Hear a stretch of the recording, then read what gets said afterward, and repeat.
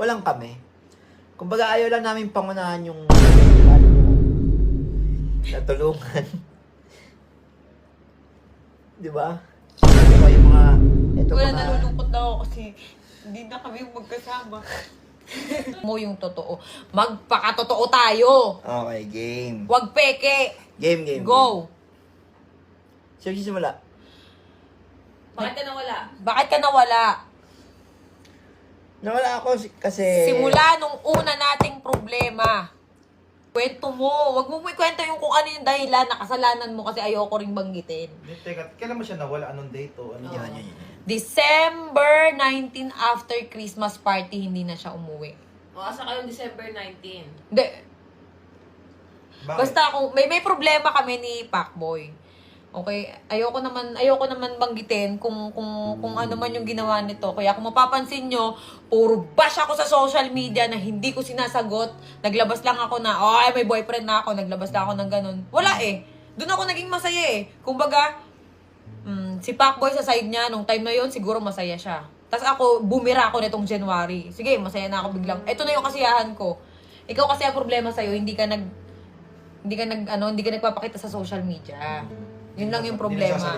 Hindi ka nagsasalita. Kaya iniisip nila, depressed ka dahil sa akin. Dahil dun sa nangyari sa amin ni Tapang, kailan lang naman pumasok siya. Kaya nga. Pero actually, mga idol, kasalanan ko naman din talaga. Kasi nung mga time na kailangan niya ako, yun na nga, yung nasa ospital siya. Wala ako nun. Halos inumaga na ako pauwi nun. Pero, ang totoo nun, kahit nagalit siya kasi yung time na nasa ospital siya, walang kasama yung bata dito sa bahay. Oo, hindi, huwag natin ano niya. Hindi reason, yung sa pagbo-boyfriend ko naman, hindi reason yung mga kasalanan mo na dahil nawala ka nung New Year, hindi yun. Teka lang okay, yung mga nangyari noon na sobrang stress na ako, na-stress na talaga ako na hindi ko na nakayanan, hindi na nakayanan ng mental health ko talaga na lagi ako na hospital, di ba? Yung time na yon, yun na yung nagkaka-problema kami ni Pacboy na. Actually, mahal namin ng isa't isa. Pero, walang kami. Kumbaga, ayaw lang namin pangunahan yung panahon siguro. So, parang tingin namin, nagkakapaan pa kami ng ugali. Tingin ko, may inaantay siya na gawin ko para mapulpil siya na sige, okay na to. Teka lang, maano? Basta yun. Nasabi ko na. Maano? Pulpil. Ano yung pulpil? Mapunan. Mapunan. Pulpil. Kumbaga, kunyari, parang may inaantay siya na bagay na i-improve ko sa akin. Pero, tingin niya, hindi pa niya nakikita. So, parang, gano'n. So, waiting tayo doon hanggang dumating tayo sa point na hindi na kami magkasundo. Actually, may mga away kami na tago. May away din naman kami na nakikita niyo. Ngayon, kaya kami magkasama ni Kalbo. Yan, kasi para ayoko nakikita siya na ganyan, na parang nahihirapan. Kasi nung hindi na siya nagpapakita, eto lilinawin ko lang, nung hindi na siya nagpapakita, wala pa si Tapang noon.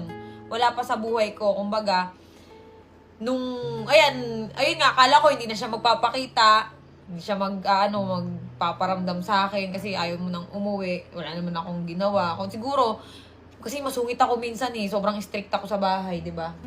Kaya siguro nagkaganon din to si Pacboy.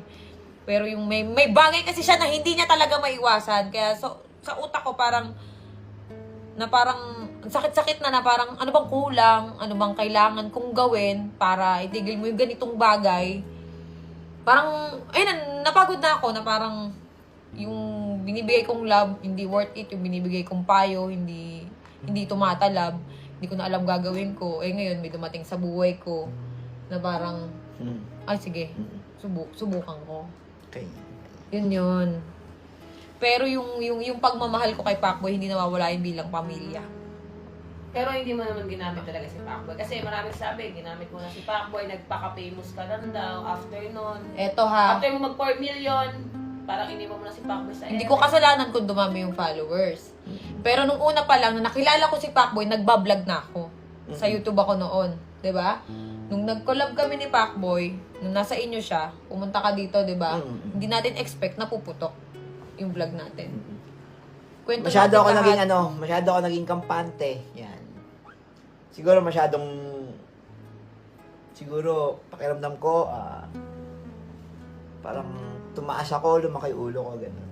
Pakiramdam ko parang, ay, hindi ako iiwan nito, gano'n. Kumbaga, parang kayang-kaya kong kontrolin Mas lang. lagi mo pa akong tinatakot na, aalis ako dito. Lagi mo akong Yan, ginaganon. guys. Na Guys, yun yung totoo. Lagi mo akong tinatakot na, aalis ako dito. Kasi mabunga nga ako kapag ka nakakita ako ng yung pagpasaway siya, maingay ako Kasi siguro na rin to, narindi rin. Siguro hindi ko yung mga panahon na yon, hindi ko pinahalagahan yung pagmamahal na ito. Yumabang ako. Kumbaga, Hindi ka yumabang na yung mamayabang ka, ganto ka. Hindi ka ganun. Kumbaga, naging kampante ka lang. Na, hindi ako iiwan nito. Parang ganun. Hindi ako bibitawan nito. Kabisado mo na ako parang isang suyo ko lang dito. Ganun. Yun, masyado ka naging kampante. Ayun, gusto ko lang din mag-sorry kay Pacboy. Kung gusto ko rin mag-sorry sa inyo. Alam ko, nasaktan ko yung feelings mo. hindi. Ngayon lang, alam mo yan, ngayon lang ako ganto. Hindi ko rin alam, parang biglang boom, biglaan Siguro sa sobrang saya ko, hindi ko na namalayan na nasasaktan ko na pala si Pacboy. Hindi, pero wala ka naman sa Kung tutuusin, guys, wala naman siya sa estado na, dyan sa point na yan, hindi siya darating sa point na yan kung naging, Nagpakita ka. hindi, kung siguro kung inayos ko, kung siguro, yung mga panahon na yon, yung problema namin na yon, kung siguro, inintindi ko siya, and then, siya naman, nung time na wala ako, ang naging comfort zone niya is yung nandun siya sa Cebu. And siguro si Boy Tapang yun nandun, that time, na-stress siya sa akin. And tingin ko napagod na rin siya.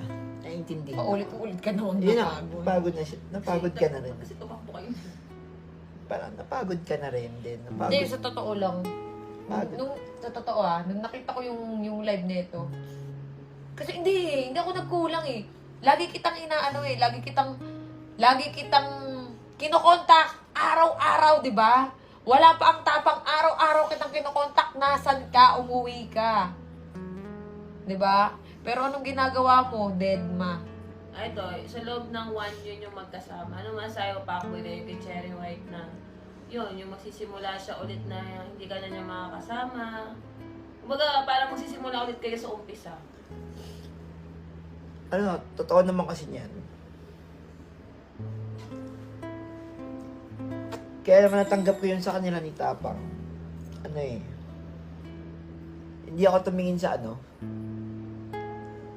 hindi ako tumingin sa galit yung naging sira. Ang tinignan ko kasi dyan yung mga bagay na naitulong mo. Kung paano mo nabago yung isang Pacboy, kung paano mo natulungan. Di ba?